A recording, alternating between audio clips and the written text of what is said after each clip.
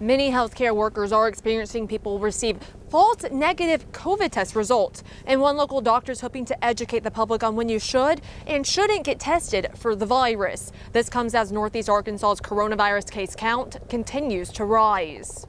So day 7 or 8 is the best time to get a test, day 7 or 8 from your exposure. And at that point, you get false negative reports in the range of about 20%. And that's the best time you can get it.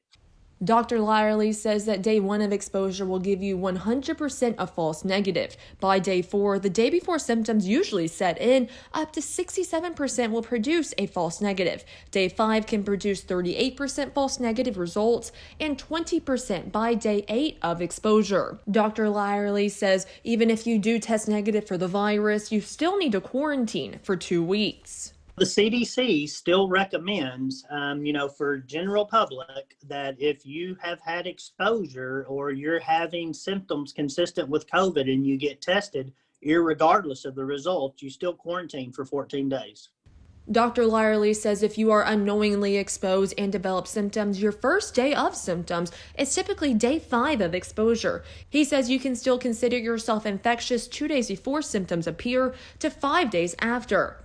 Now, the type of coronavirus test you receive can also be a factor in false negatives. Nasopharyngeal swab, the one that people really don't like, to date has been probably our best method of testing to get, true positive results. Now, if you have questions or want to know more about the coronavirus, Dr. Lowry suggests going to the CDC website.